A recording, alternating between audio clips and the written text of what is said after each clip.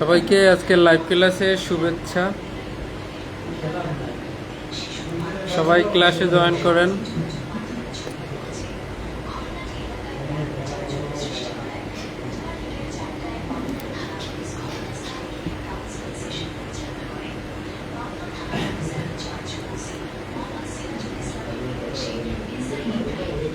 আজকের পিআরবি ক্লাসের আর 3টা ক্লাস হবে, আজকের পরে আর 2টা ক্লাস হবে, তারপরে আমাদের পিআরবি শেষ হয়ে যাবে। গুরুত্বপূর্ণ পিআরবিগুলো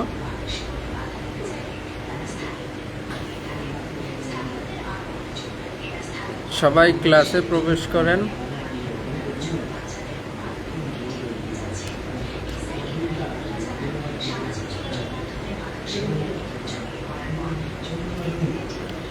আমাদের লাইভ ক্লাসের লিঙ্ক হোয়াটসঅ্যাপ গ্রুপে দেওয়া হয়েছে, সবাই সেখান থেকে প্রবেশ করেন।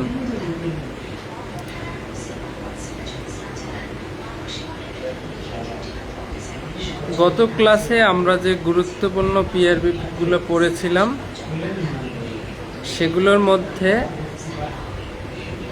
444, 445 ছিল, একটা ছিল মামলার ব্রিফ, আর একটা ছিল মামলার এফএম ফাইনাল মেমো। তাহলে মামলার ব্রিফটা হচ্ছে মামলার আইও যখন চার্জশিট দাখিল করবে কোর্ট অফিসারের কাছে, তখন এই কোর্ট অফিসার এই চার্জশিটের ভুল ত্রুটি চেক করবে, কোনো ভুল ত্রুটি আছে কিনা। যদি কোনো ভুল ত্রুটি থাকে সেটা সংশোধনের জন্য এই মামলার আইও বরাবর যে পত্রটা ইস্যু করবে সেটাই হচ্ছে মামলার ব্রিফ। এটা কোর্ট অফিসার প্রস্তুত করে আইও, মামলার আইওর উদ্দেশ্যে। আর হচ্ছে এটা 2টা অনুলিপি হবে, 2টা কপি হবে, একটা এসপি স্যারকে দিবে আর একটা সার্কেল স্যারকে দিবে, সার্কেল অফিসে দিবে। আপনারা সবাই কেমন আছেন? আমি ভালো আছি।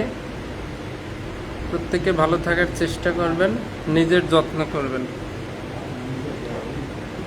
আর বরিশাল সদরে যারা আসবেন আমাকে নক দেবেন, আমরা একসাথে নতুন বাজারে দুলালের চট্টটি খাবো।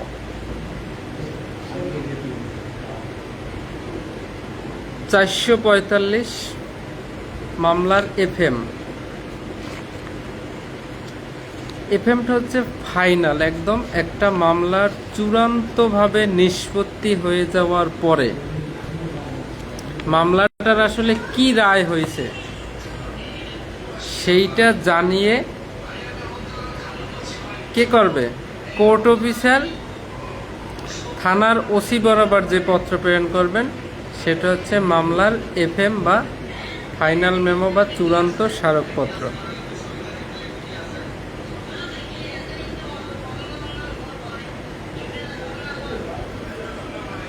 তাহলে এই কোর্ট অফিসার এসপি স্যারের মাধ্যমে থানায় এফএম পাঠাবেন।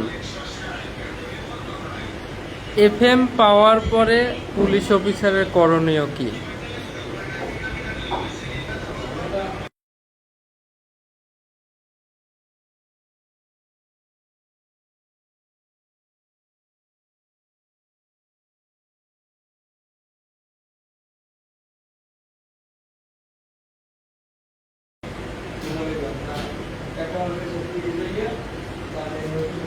তাহলে ফাইনাল মেমো পাওয়ার পর পুলিশের করণীয় হচ্ছে,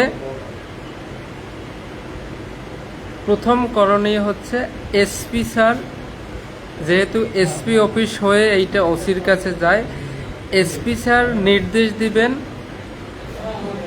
এই যার বিরুদ্ধে মামলার রায় হয়েছে তাকে নিরীক্ষণ বা নজরদারিতে রাখা হবে কিনা, অথবা তার সম্পর্কে হিস্ট্রি শিট খোলা হবে কিনা। এইটা পুলিশের একটা কাজ। আর একটা কাজ হচ্ছে এই যদি তার মামলার রায়ে দণ্ড দেওয়া হয়, রায় যদি দণ্ড হয় রায়ে যদি তাকে দণ্ডিত করা হয় তাহলে এই এফএম এর পিছনের পাতায় সেটা এই অপরাধীর বর্ণনা করবেন এবং ভিসিএনবির দ্বিতীয় খণ্ডে অর্থাৎ দণ্ড রেজিস্টারে তার নাম অন্তর্ভুক্ত করতে হবে। এই দুইটা কাজ পুলিশের এফএম বা চূড়ান্ত স্মারকলিপি বা ফাইনাল মেমো পাওয়ার পরে এই দুইটা কাজ পুলিশ অফিসারের করণীয়। এটা কিন্তু খুবই চমৎকার একটা লিখিত প্রশ্ন হতে পারে।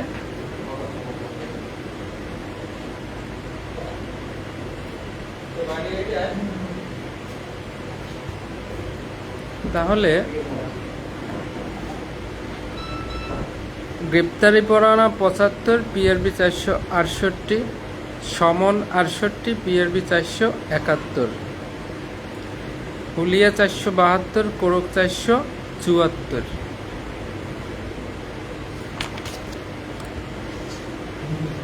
প্রত্যেকের কাছে প্রশ্ন, থানায় যত অতামিলকৃত পরোয়ানা থাকবে অর্থাৎ যে পরোয়ানাগুলো এখনো তামিল করা হয় নাই সেগুলা কোন মাসে জের টানতে হবে এবং কোন কালি দিয়ে লিখতে হবে। কালি এবং মাস দুইটা একসাথে লিখবেন। কোন মাসে জের টানতে হবে এবং কোন কালি দিয়ে লিখতে হবে। পিআরবি 476 অতামিলকৃত যে সকল পরোয়ানা এখনো তামিল করা হয় নাই সেগুলো আপনি কি করবেন, প্রত্যেক মাসের শেষে একটা রিপোর্ট পাঠাতে হবে।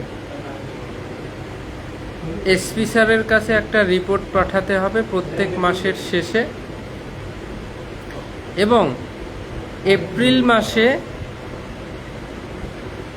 অতামিলকৃত যত পরোয়ানা থাকবে সেগুলো লাল কালি দিয়ে এপ্রিল মাসে জেড টানতে হবে।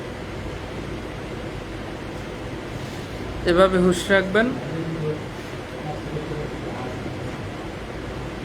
একজনে কমেন্ট করছেন লাল কালি এপ্রিল মাসে, শুভ্র রয়, শুভ দাদা আপনি অনেক এগিয়ে যাচ্ছেন, thank you so much. Shambhu দাদার তেমন একটা পারফরমেন্স ভাই। রিপা আক্তার, সোহাগ মিস্ত্রি কমেন্ট করবার সাথে সাথে। তাহলে এটা কিন্তু এমসিকিউর আসার মতো, এপ্রিল মাসে লাল কালি দিয়ে। পিআরবি 467 স্বীকারোক্তি রেকর্ডকরণ। আসামির স্বীকারোক্তির রেকর্ড করার পূর্বে তাকে কত ঘন্টা সময় দিতে হবে? প্রত্যেকে সাথে সাথে কমেন্ট করবেন। একজন আসামির ম্যাজিস্ট্রেট যখন আসামির স্বীকারোক্তি রেকর্ড করবেন তার আগে তাকে কত ঘন্টা সময় দিতে হবে ভাবনা চিন্তা করার জন্য?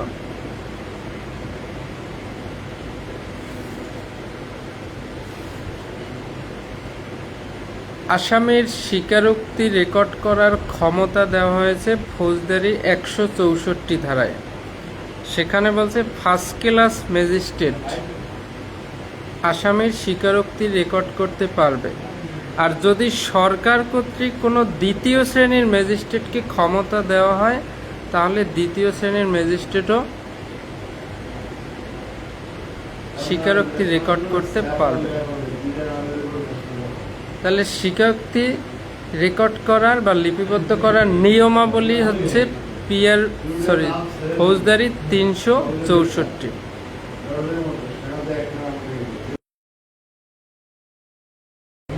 একশো 64তে ক্ষমতা, 364তে নিয়ম, আর পিআরবি 467 হচ্ছে রেকর্ড করার নিয়ম। 3 ঘন্টা সময় দিতে হবে। থ্যাংক ইউ সো মাচ, সবাই পারতেছেন। 482 কোর্টে আসামিদের ঢুকানোর আগে তল্লাশি করতে হবে। 484 কোর্ট থেকে কারাগারে প্রেরণের সময় আবার তল্লাশি করতে হবে। 496 রাজসাক্ষীদের আঙ্গুলের ছাপ নিতে হবে এবং ছবি তুলতে হবে। রাজসাক্ষীদের কত সেট ছবি তুলতে হবে? এই প্রশ্নের অ্যান্সার যে পারবেন বুঝবো যে আসলেই গতকালে ক্লাস করছেন। রাজসাক্ষীর কত সেট ছবি তুলতে হবে? 10 সেট না 12 সেট না কোনটা?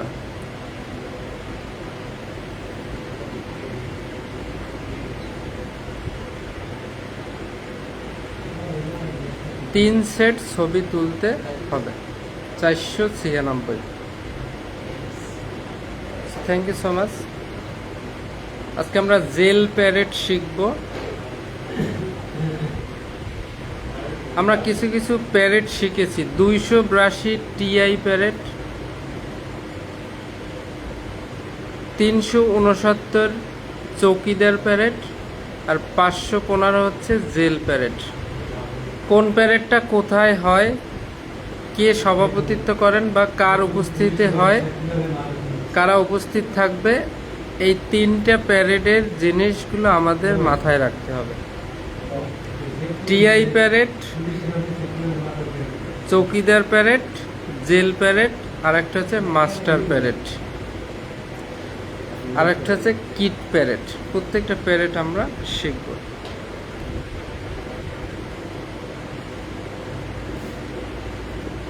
পিআরবি 499টা শিখব। পিআর পদ্ধতির সংজ্ঞা এবং উদ্দেশ্য। পিআর পিআর আসলে কাদেরকে বলা হবে? PR police registered. একজনে কমেন্টে লিখে দেন পুলিশ রেজিস্টার্ড।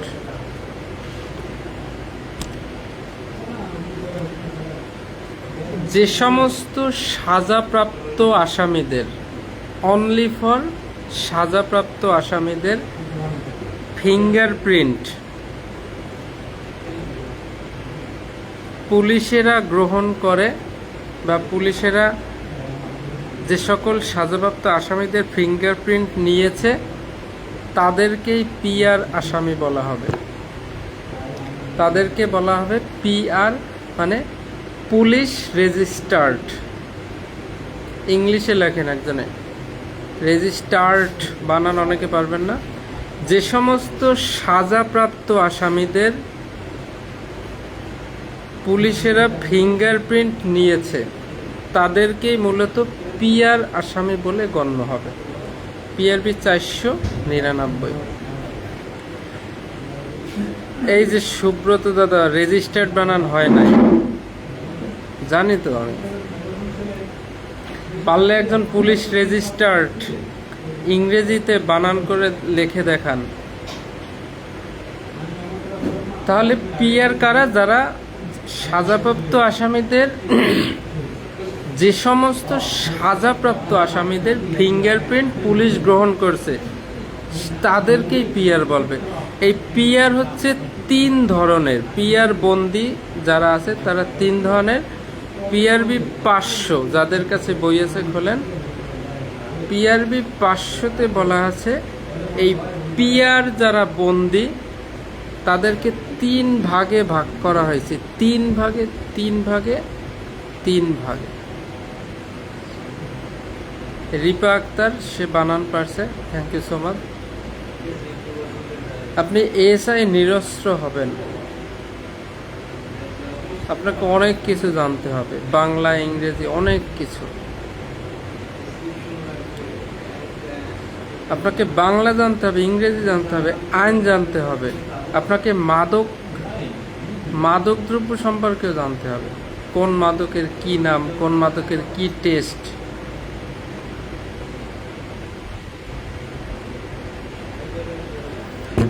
তাহলে পিআর বন্দিরা 3 ধরনের। এক হচ্ছে পিআর, একটা হচ্ছে পিআরটি, আর একটা হচ্ছে পিআরটি 565। আবার উচ্চারণ করবো, একজনে কমেন্টে লিখবেন। এক হচ্ছে পিআর, পরিষ্কার পি সরে আর পিআর, আর একটা হচ্ছে পিআরটি শেষে টয়রসিকের টি, আর একটা হচ্ছে পিআরটি 565। একজনে কমেন্টে লেখেন পিআর বন্দিরা হচ্ছে 3 ভাগে বিভক্ত। একটা পিআর, একটা পিআরটি, একটা পিআরটি 565। একজনে কমেন্টে লেখেন।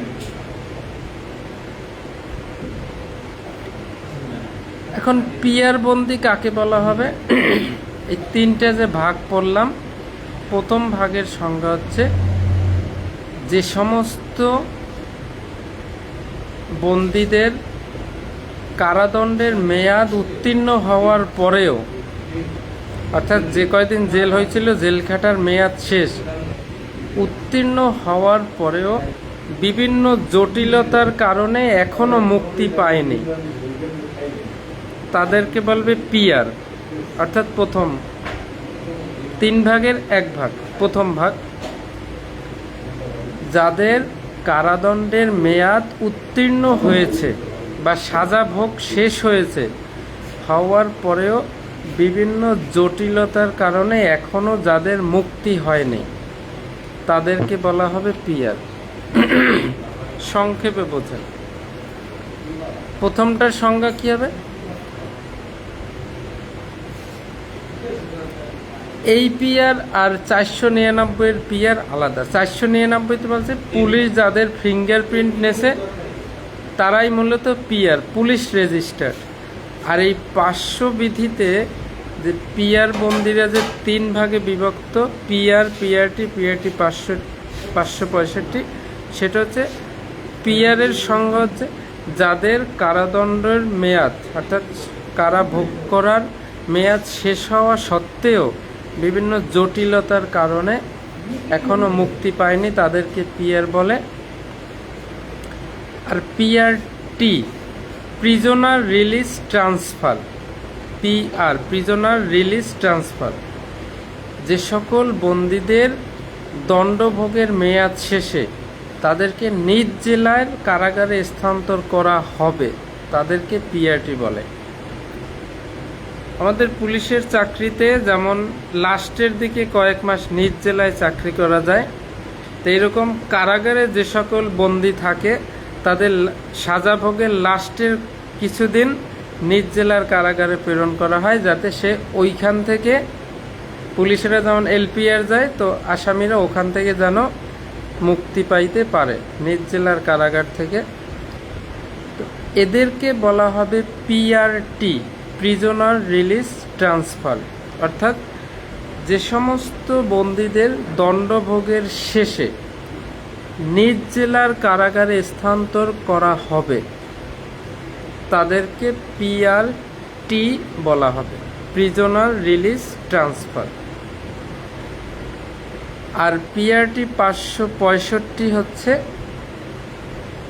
যে সকল বন্দীদের বিরুদ্ধে সিআরপিসি 565 ধারা অনুসারে বা শর্ত সাপেক্ষে মুক্তি দেওয়া হবে, তাদেরকে পিআরটি 565 বলা হবে।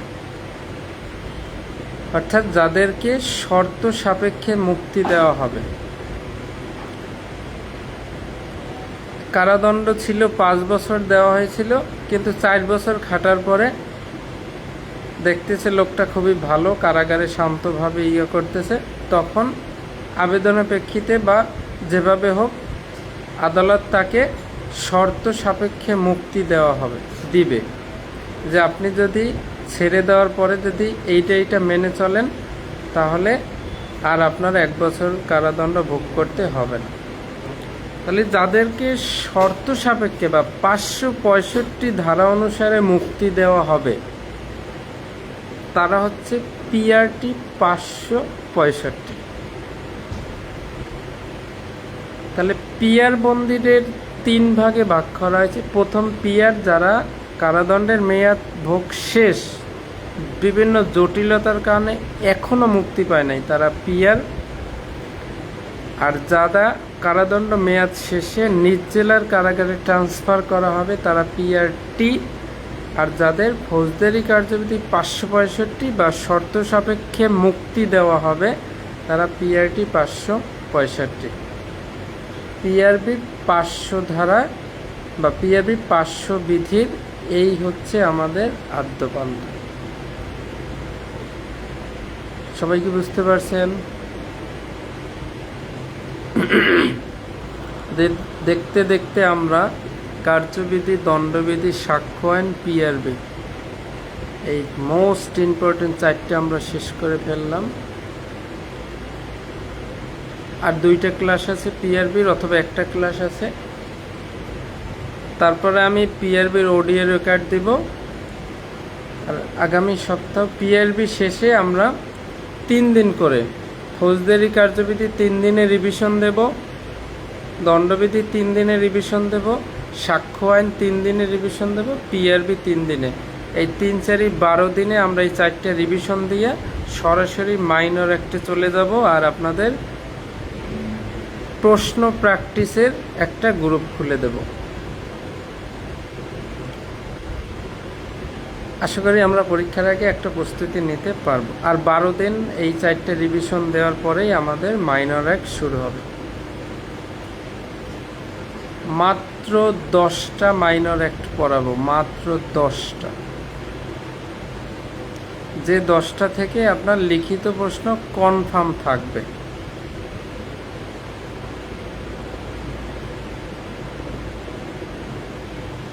দশটা মাইনর অ্যাক্ট আমরা আশা করি 1 মাসের মধ্যে শেষ করে দেব।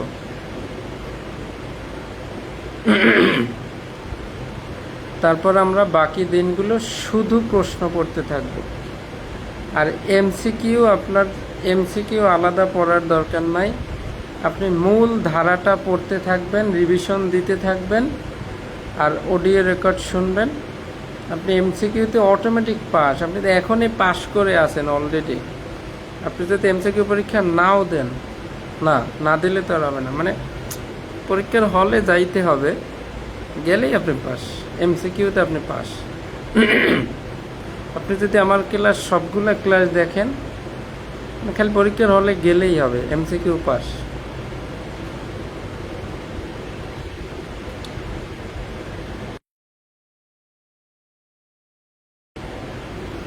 তাহলে পিআরটি 565 পাইলাম। এইবারে আমাদের গুরুত্বপূর্ণ আজকের 515 জেল প্যারেড। জেল প্যারেড জেলখানায় হয়, জেল প্যারেড। তাহলে এটা সহজে বোঝায়, এটা জেলখানায় হবে।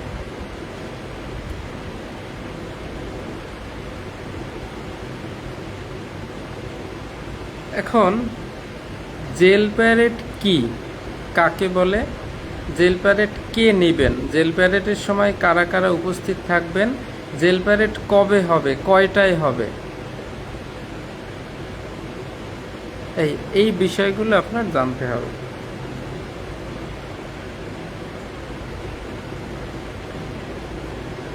যেমন টিআই প্যারেড কি, টিআই প্যারেড কেন করা হয়, কে করে, চৌকিদার প্যারেডের সভাপতিত্ব কে করে, চৌকিদার প্যারেড কোথায় হয়। প্রত্যেকের কাছে প্রশ্ন, চৌকিদার প্যারেড কোথায় অনুষ্ঠিত হয়, এবং চৌকিদার প্যারেডে যারা হাজির থাকবেন তাদের নাম কোন কালি দিয়ে লিখতে হবে।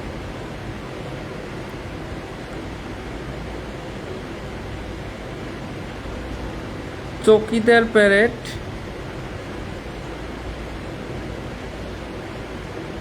সপ্তাহের কোন দিন অনুষ্ঠিত হয়, কি বার অনুষ্ঠিত হয়।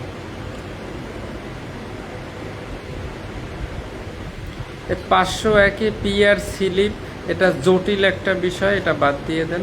এগুলো জটিলতার দরকার নাই, মাথায় ঢুকবে না। তাহলে পিআরবি 515 জেল প্যারেড মনোযোগ দিয়ে শোনেন। যে সকল অপরাধীদের পিআর করা হয়েছে, মানে পুলিশ রেজিস্টার্ড, অর্থাৎ যে সকল অপরাধীদের পুলিশ ফিঙ্গারপ্রিন্ট নিয়েছে, অথবা আসন্ন সপ্তাহে, মানে এই যে সপ্তাহ আসতেছে সেই সপ্তাহে যাদেরকে মুক্তি দেওয়া হবে, এমন অপরাধীদের সাথে পরিচিত হওয়ার জন্য পুলিশ অফিসারদের উপস্থিতিতে যে জেলখানায় যে প্যারেডটা হবে সেটা হচ্ছে জেল প্যারেড। তাহলে আগামী সপ্তাহে যে সকল অপরাধীদের কারাগার থেকে মুক্তি দেওয়া হবে তাদেরকে তো চিনে রাখা দরকার, পুলিশের চিনে রাখা দরকার না, এই কোন কাকে কাকে ছেড়ে দেওয়া হবে। যাই একটু দেখবে, এই কিরে তুই না, হ্যাঁ তুই, এই শালার বেটা। তোরে তো চিনে রাখতেছি, ঠিক আছে। পুলিশ সমস্ত যে যাদেরকে ছেড়ে দেওয়া হবে আগামী সপ্তাহে, পুলিশ অফিসাররা যাই দেখবে প্রত্যেকের, কিরে তোরে আমি ধরছিলাম না। এই অপরাধীদেরকে একটু চিনে রাখার জন্য, পরিচিত হওয়ার জন্য পুলিশ অফিসাররা জেলখানায় যাবে, জেলখানায় যাই বলবে যে জেল সুপার, জেল কর্তৃপক্ষ বলবে এই স্যার এই এই এই একে একে আগামী সপ্তাহে ছেড়ে দেওয়া হচ্ছে, এই নোট করে রাখো এদের নাম, নাম ঠিকানাও কম নাকি সমস্ত ডিটেলস নাও। তাহলে যে সকল আসামিদের পুলিশ ফিঙ্গারপ্রিন্ট নিয়েছে অথবা আসন্ন সপ্তাহে যাদেরকে ছেড়ে দেওয়া হবে তাদের সাথে পরিচিত হওয়ার জন্য পুলিশ অফিসারের উপস্থিতিতে জেলখানায় যে প্যারেডটা হবে, জেলখানায় যে প্যারেডটা হবে সেটা হচ্ছে জেল প্যারেড। তাহলে এখন জেল প্যারেড সপ্তাহের রবিবারে অনুষ্ঠিত হবে, চৌকিদার প্যারেড হবে সোমবারে, জেল প্যারেড হবে রবিবার। প্রত্যেকে নোট করেন, জেল প্যারেড সপ্তাহের রবিবারে অনুষ্ঠিত হবে। জেল প্যারেডের বিপি ফরম 97। তাহলে জেল প্যারেডে কে কারা উপস্থিত থাকবে? পুলিশ অফিসারের উপস্থিতিতে জেল প্যারেড হবে। জেল প্যারেডে পুলিশ অফিসার কয়জন থাকবে? সর্বোচ্চ 20 জন পুলিশ অফিসার থাকবে। খুব সুন্দর একটা এমসিকিউ। রবিবার অনুষ্ঠিত হবে, বিপি ফর্ম 97 পুলিশ অফিসারের উপস্থিতিতে অনুষ্ঠিত হবে। তবে পুলিশ অফিসার 20 জনের বেশি থাকতে পারবে না, সর্বোচ্চ 20 জন। কনস্টেবলরাও এই প্যারেডে উপস্থিত থাকতে পারবে। মূলত এই জেল প্যারেডটা সাব ইন্সপেক্টররা করে, তবে কনস্টেবলরা এই জেল প্যারেড উপস্থিত থাকতে পারবে। তাহলে যাদেরকে জেল প্যারেড শোনানো হবে, যে সকল পুলিশকে জেল প্যারেড শোনানো হবে যে আগামীকাল আপনারা জেল প্যারেডে থাকবেন, তারা সকাল 7:30 জেলখানায় উপস্থিত হবে আর 8টার সময় জেল প্যারেড শুরু হবে, আধা ঘন্টা আগে থাকবে। মহিলা বন্দী বা মহিলা আসামি যারা আছে তারা এই জেল প্যারেড করবেন না, তবে তাদের কথা প্রতিবেদনে উল্লেখ থাকবে। মহিলারা জেল প্যারেড করবে না, তবে তাদের কথা প্রতিবেদনে থাকবে।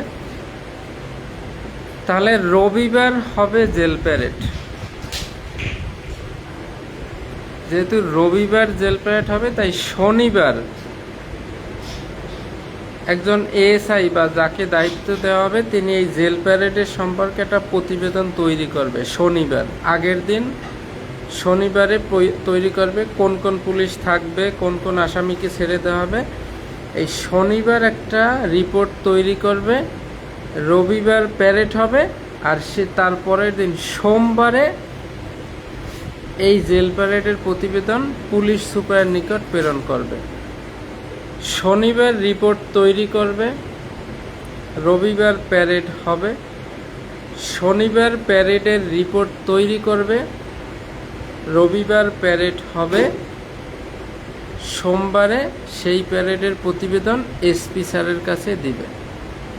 দেখেন, এভাবে যদি আপনি অনায়াসে 8, 9, 10টা পয়েন্ট আপনি লিখতে পারবেন, এক একটা লিখবেন। জেল প্যারেড সপ্তাহের রবিবারে অনুষ্ঠিত হবে, জেল প্যারেডের বিপি ফরম 97, জেল প্যারেডের পুলিশ অফিসাররা উপস্থিত থাকবে, জেল প্যারেডে পুলিশ অফিসার সর্বোচ্চ 20 জনের বেশি থাকতে পারবে না, কনস্টেবলরাও এই জেল প্যারেডে থাকতে পারবেন। যাদেরকে জেল প্যারেড শোনানো হবে তারা সকাল 7:30 উপস্থিত থাকবেন, 8টায় প্যারেড শুরু হবে। মহিলারা প্যারেড করবে না, তবে তাদের নাম প্রতিবেদনে থাকবে। শনিবার বিকালে দায়িত্বপ্রাপ্ত অফিসার জেল প্যারেডের রিপোর্ট তৈরি করবেন, আর জেল প্যারেডের পরের দিন সোমবার এই রিপোর্ট এসপি স্যারের কাছে জমা দিবেন, একদম 10টা পয়েন্ট। এভাবে কিন্তু দেখেন, এই যে জেল প্যারেডটা আমরা শিখলাম, এখন এখান থেকে যেভাবেই এমসিকিউ করা হোক বা লিখিত দেওয়া হোক, আপনি কিন্তু পারবেন। তো মূল হচ্ছে আমাদের ধারা বা বিধির ডিটেলসটা জানা, এর ভিতরে কি আছে। আপনি প্রশ্ন মুখস্থ করার দরকার নাই, ভিতরে কি আছে শুধু জানেন।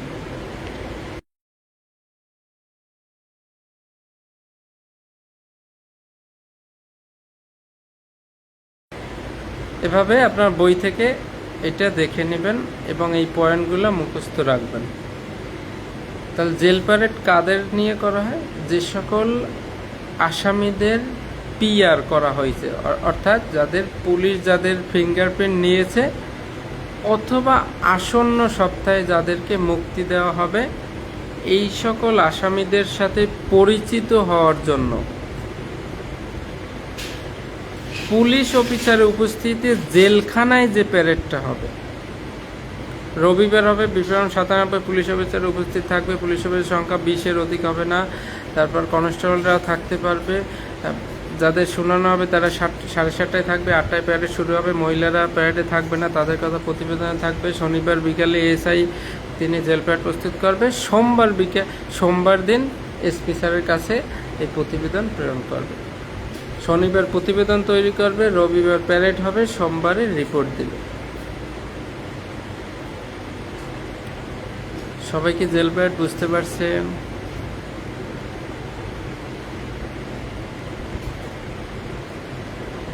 শম্ভু দাদা, আপনি কি ক্লাসে আছেন? তাহলে আপনি একটু কমেন্ট করেন তো, আপনি জেল প্যারেড বুঝতে পারছেন? আপনি অল্প শেখেন, কিন্তু এমনভাবে শেখেন যেন আর ভুলে যাওয়া না লাগে। 515 পড়লাম, এরপরে আমরা আর 2টা পিআরবি পড়ব আজকে, আপনাদের বেশি ঝামেলা দেব না। 525, 526 খুব সুন্দর 2টা পিআরবি। আমরা এখন সরাসরি থানা থেকে, জেলখানা থেকে কোর্টে চলে যাব।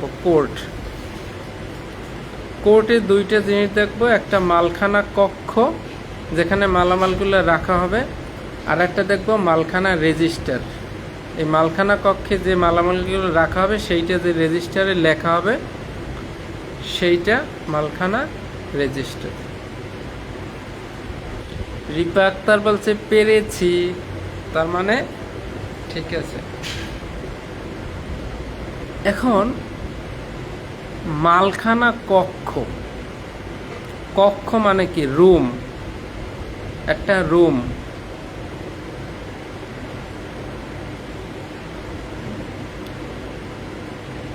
রিডিং রুম মানে পড়ার কক্ষ, যেখানে বই পড়া হয়। ডাইনিং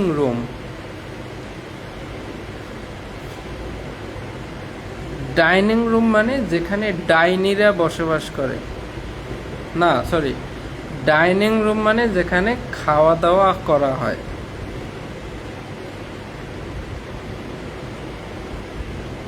বেডরুম যেখানে ঘুমানো হয়। তাহলে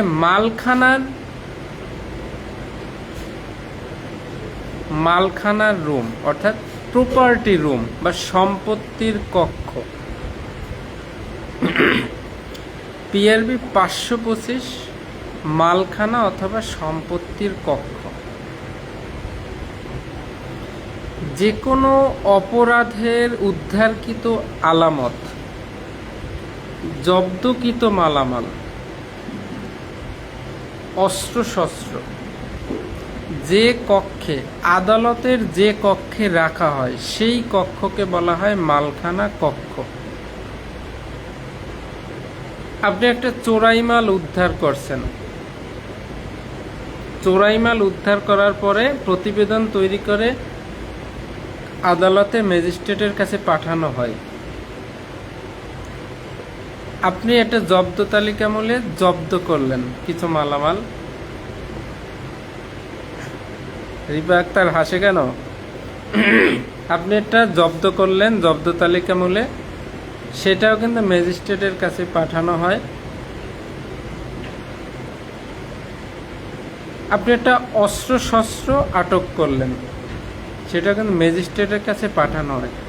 তাহলে আদালতে ম্যাজিস্ট্রেটের কাছে যে মালামালগুলো পুলিশ অফিসাররা প্রেরণ করেন, ম্যাজিস্ট্রেট এগুলো কি করেন?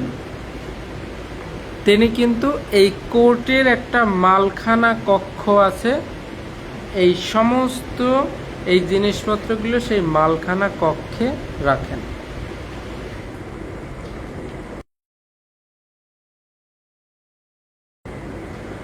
তাহলে যে কোনো অপরাধের ফলে, কোনো মামলার ফলে অপরাধ হয়েছে, মামলা হয়েছে, সেই মামলায় উদ্ধারকৃত আলামত, কোনো জব্দ তালিকা মূলে জব্দকৃত মালামাল বা অস্ত্রশস্ত্র আদালতের যে কক্ষে রাখা হয় সেটাকে বলে মালখানা কক্ষ।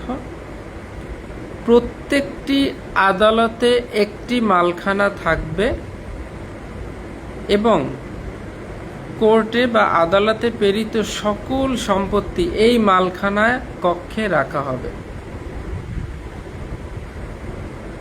তাহলে এই মালখানায় রাখা হবে। এই মালখানার চাবিটা কার কাছে থাকবে? কোর্ট পুলিশের যে ইনচার্জ তার কাছে থাকবে। আদালতের কার্যক্রম ছাড়া অপ্রয়োজনে কোনোভাবেই মালখানা খোলা যাবে না, নিরাপদে তালাবদ্ধ করে রাখতে হবে। এই মালখানায় এই যে অপরাধ সংক্রান্ত মামলা সংক্রান্ত মালামাল ছাড়া ব্যক্তিগত কোনো মালামাল রাখা যাবে না। পুলিশ অফিসার চাইলেই কোনো ব্যক্তিগত মালামাল সেখানে রাখতে পারবে না। তাহলে মালখানা কক্ষটা কি? অপরাধ সংশ্লিষ্ট বা উদ্ধারকৃত অথবা জব্দকৃত মালামাল অস্ত্রশস্ত্র যে কক্ষে রাখা হবে, আদালতের যে কক্ষে রাখা হবে সেটাকে মালখানা কক্ষ বলে। প্রত্যেক আদালতে একটা করে মালখানা কক্ষ থাকবে এবং এই মালামালগুলো সেই কক্ষে রাখা হবে। আদালতের কার্যক্রম ছাড়া চাইলেই আপনি সেই কক্ষ খুলতে পারবেন না, এটাকে তালাবদ্ধ করে নিরাপদ রাখতে হবে এবং ব্যক্তিগত কোনো মালামাল সেখানে রাখা যাবে না। এ হচ্ছে মালখানা কক্ষ। আর এবার মোস্ট ইম্পর্টেন্ট লিখিত প্রশ্ন হওয়ার মতো হচ্ছে 526 মালখানা রেজিস্টার। এই মালখানা রেজিস্টার থেকে একটা এমসিকিউ হবে, এখন আমি শিখিয়ে দেব। এই এমসিকিউটা খুব দারুণভাবে মনে রাখবেন। তাহলে এই মালখানা কক্ষে যে মালামালগুলো রাখলেন, কি কি রাখলেন সেগুলো লিখে রাখতে হবে না? যে অমুক জিয়ার মামলা এত তারিখ এত, এই মামলায় তল্লাশি করে এই জব্দকৃত মালামাল এই অর্থাৎ ডিটেলস, অর্থাৎ এক প্যাকেট এইটা, এক বস্তা এইটা, সেইটা লিখে রাখবেন। তাহলে যেটাতে লিখবেন আদালতের মালখানা কক্ষের রক্ষিত মালামাল যে রেজিস্টারে লেখা হয়, আদালতের মালখানা কক্ষে যে সকল মালামাল রাখা হয়েছে সেইটা যে রেজিস্টারে লেখা হবে সেটাকে বলে মালখানা রেজিস্টার। PRB 526। মালখানা রেজিস্টারের বিপি ফরম 100, এটা মনে রাখতে হবে। আর এই মালখানা রেজিস্টার একজন সাব ইন্সপেক্টর রক্ষণাবেক্ষণ করবেন। বিপি ফরম 100 সাব ইন্সপেক্টর রক্ষণাবেক্ষণ করবেন। প্রতি বছরের 1 জানুয়ারিতে এই মালখানা রেজিস্টারে যে সকল অনিষ্পত্তিকৃত জিনিসপত্র আছে সেগুলা লাল কালি দিয়ে জেড টানতে হবে, অর্থাৎ নতুন করে লিখতে হবে। কয়েকটা এমসিকিউ সবাই কমেন্টে লিখে দেবেন। 1 জানুয়ারিতে লাল কালি দিয়ে জেড টানতে হবে। তাহলে অনেকগুলো লাল কালি কালো কালি আমরা পাইলাম, এগুলো কিন্তু পর্যায়ক্রমে মনে রাখতে হবে। এপ্রিল মাসে অতামিলকৃত পরোয়ানার কি করতে হবে? লাল কালি দিয়ে জেড টানতে হবে। হইচই বিজ্ঞাপন 250-এ পাওয়ার পরে লাল কালি দিয়ে রিসিপ্ট রেজিস্টারে লিখতে হবে।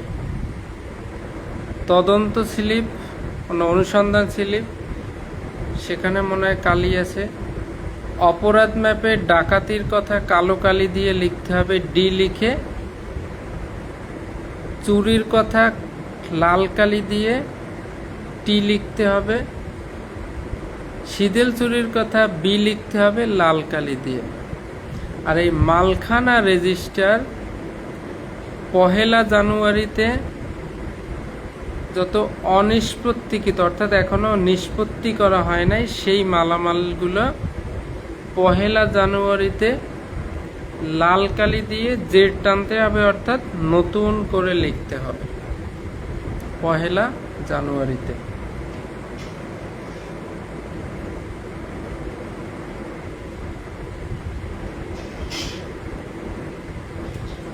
পিআরবি 384 ছিল।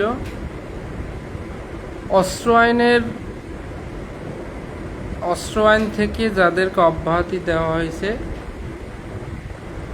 এদের তালিকা রাখতে হবে এবং প্রতি বছরের নভেম্বর মাসে এই সম্পর্কে রিপোর্ট দিতে হবে।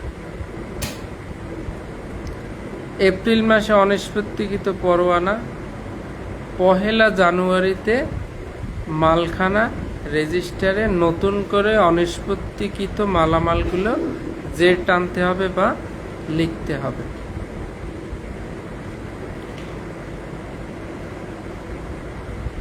এই সবগুলা অনিষ্পত্তি জিনিসগুলা নতুন করে লেখা হয়েছে কিনা এটা সদর কোর্টের যে কোর্ট অফিসার এবং এএসপি যে সার্কেল আছে, সদর সার্কেল, তিনি এটা চেক করবেন।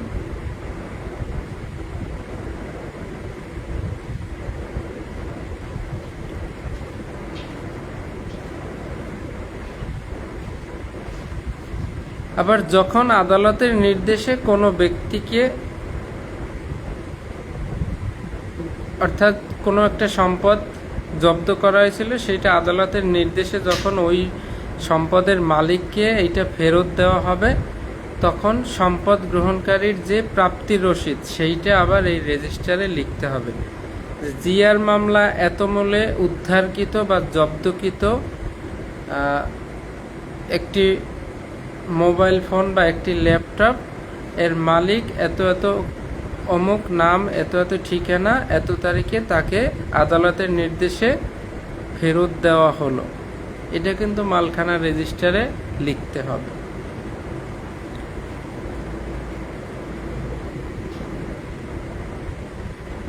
তাহলে মালখানা রেজিস্টারটা কি?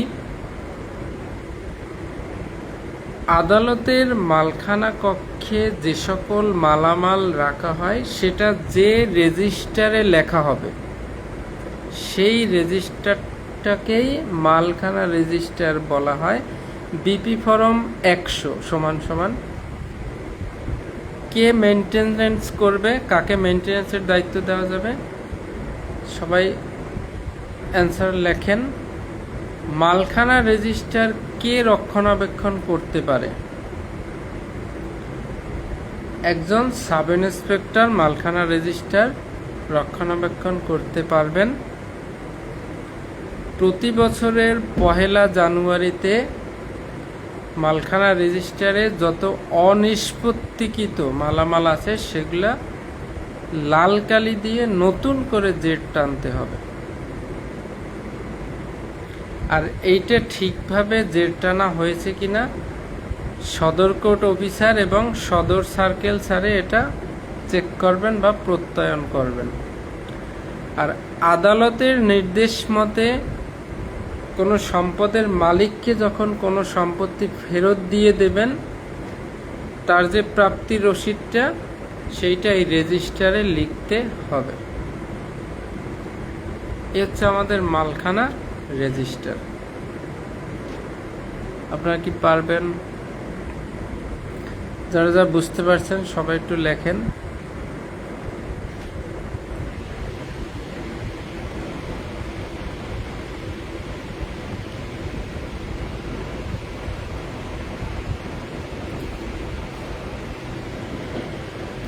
তাহলে এইভাবে যদি আমরা পড়ি, এটা বোঝা যাচ্ছে কিনা,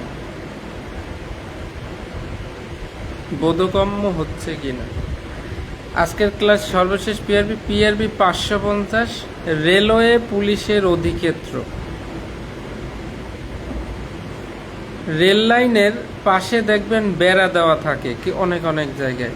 তো যেখানে রেল লাইনের সাইডে বেড়া দেওয়া থাকবে,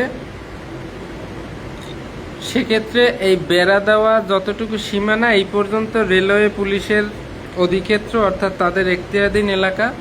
আর যেখানে বেড়া দেওয়া না থাকবে, রেল লাইনের উভয় পাশে 10 ফুট পর্যন্ত একটা রেল লাইন, এটার এই পাশেও 10 ফুট, ওই পাশেও 10 ফুট, উভয় পাশে 10 ফুট পর্যন্ত রেলওয়ে পুলিশের অধিক্ষেত্র বা রেলের অধিক্ষেত্র। এই সীমানার মধ্যে যে সকল মালামাল থাকবে সেগুলো রেলের মালামাল বলে গণ্য হবে, এবং এই সীমানার মধ্যে কোনো অপরাধ যদি সংঘটিত হয় তাহলে রেল পুলিশ ব্যবস্থা গ্রহণ করবে।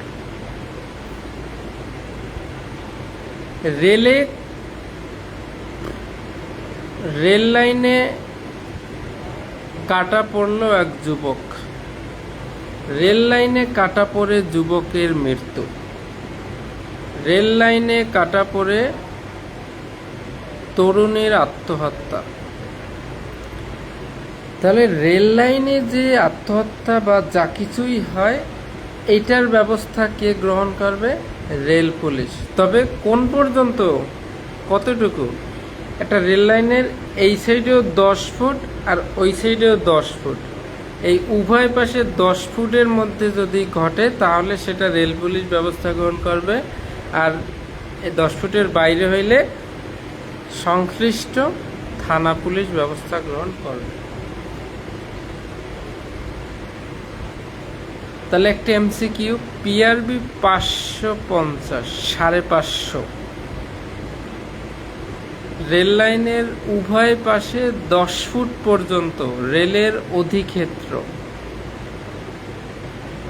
এইটার ভিতর যত মালামাল থাকবে এটা রেলের মালামাল, এবং এর ভিতর অপরাধ ঘটলে রেল পুলিশ ব্যবস্থা গ্রহণ করবে।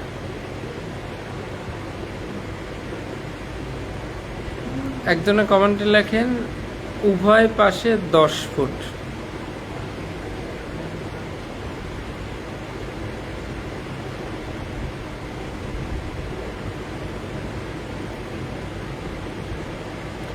এখন পারলে প্রশ্নের উত্তর দেন। মামলার ব্রিফ কয় কপি হবে? আমি জানি আপনি পারবেন না। মামলার ব্রিফ পিআরবি 444 444 মামলার ব্রিফের কয়টি কপি হবে?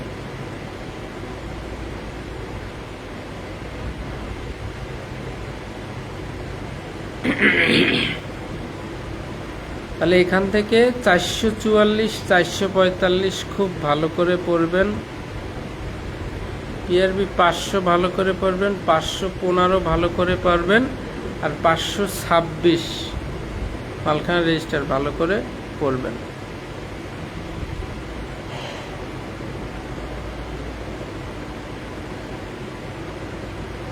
এই রিপা আক্তার মাঝে মাঝে ক্লাস থেকে মনে হয় ডুব দেয় নাকি? ডুব দেওয়া যাবে না। তাহলে আমরা পিআর কাদেরকে বলা হবে? যাদেরকে পুলিশ যাদের ফিঙ্গারপ্রিন্ট নিয়েছে তারা পিআর 499। 500 পিআর বন্দীদের 3 ভাগে ভাগ করা হয়েছে, পিআর, পিআরটি, পিআরটি 565। যাদের কারাদণ্ডের মেয়াদ শেষ, তো বিভিন্ন জটিলতার কারণে এখনো মুক্তি পায় নাই, তারা পিআর। যাদের কারাদণ্ড মেয়াদ শেষে নিজ জেলায় কারাগারে স্থানান্তর করা হবে তারা পিআরটি। আর যারা 565 অনুসারে বা শর্ত সাপেক্ষে মুক্তি দেওয়া হবে তারা পিআরটি 565। জেল প্যারেড যাদের পিআর করা হয়েছে অথবা আসন্ন সপ্তাহে মুক্তি দেওয়া হবে, এদের সাথে পরিচিত হওয়ার জন্য পুলিশ অফিসারের উপস্থিতিতে জেলখানায় যে প্যারেড হয় সেটা জেল প্যারেড।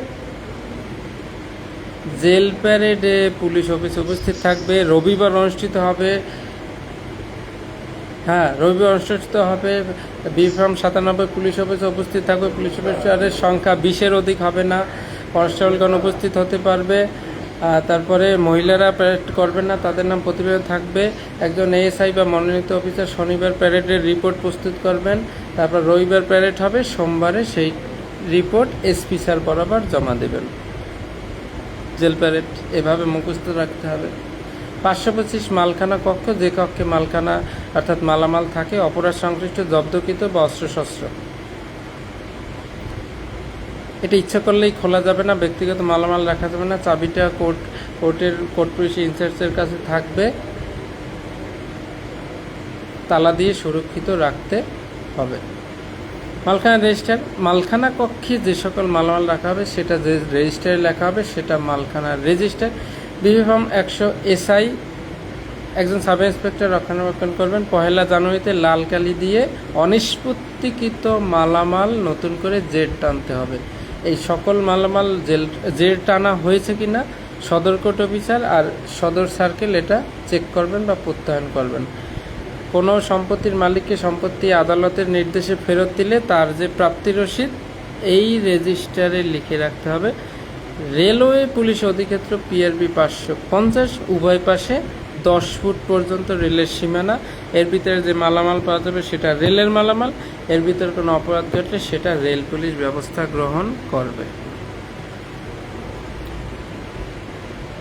তাহলে সবার শেষে একটা প্রশ্ন করি। এমএসটি রিপা আক্তার, শুভ্র রয় লিখছে 2টি। ইয়েস, মামলার ব্রিফ 2 কপি হবে, একটা এসপি স্যার বানাবে, একটা সার্কেল অফিসে। লাস্ট একটা কঠিন প্রশ্ন করি, একটু অ্যান্সার করেন প্লিজ। টিআই প্যারেড জেলখানায় হবে, চৌকিদার প্যারেড থানায় হবে, জেল প্যারেড জেলখানায় হবে। তাহলে মাস্টার প্যারেড কোথায় অনুষ্ঠিত হবে? প্রত্যেকে অ্যান্সার করেন। মানে খুব কঠিন একটা প্রশ্ন করলাম, জানি আপনারা পারবেন না, কেউ পারবেন না আমি জানি। মাস্টার প্যারেড কোথায় অনুষ্ঠিত হবে?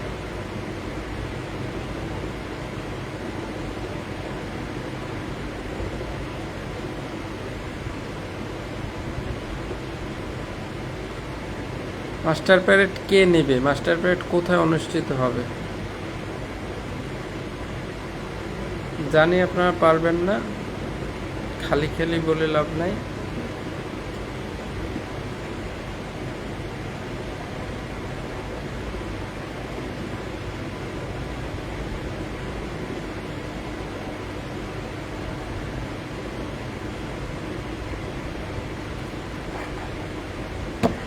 মানে এর চেয়ে এত সহজ কোনো প্রশ্ন আছে এই পৃথিবীতে আমার মনে হয় না।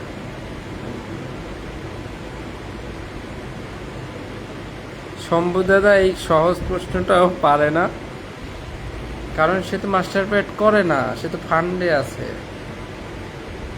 মাস্টার প্যাড কোথাও অনুষ্ঠিত হবে এইটা যে না পারে। মাস্টার প্যাড হবে পুলিশ লাইন্সে। এই মাস্টার প্যাড এসপি স্যার নেবে অথবা ইউনিট ইনচার্জ নেবে।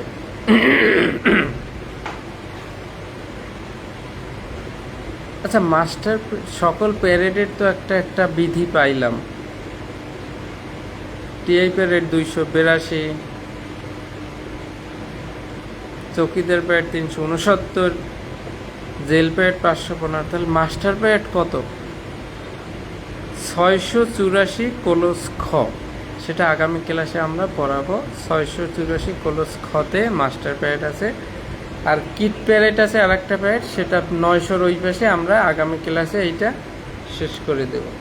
So thank you so much. প্রত্যেকে এই যে ডিটেলস আকারে যেগুলো পড়াই দেই, আপনারা যদি নোট করে রাখতেন তাহলে ভালো রেজাল্ট করতে পারতেন। নোট কেউ করেন না, যাই হোক মুখস্থ রাখতে পারলে ভালো।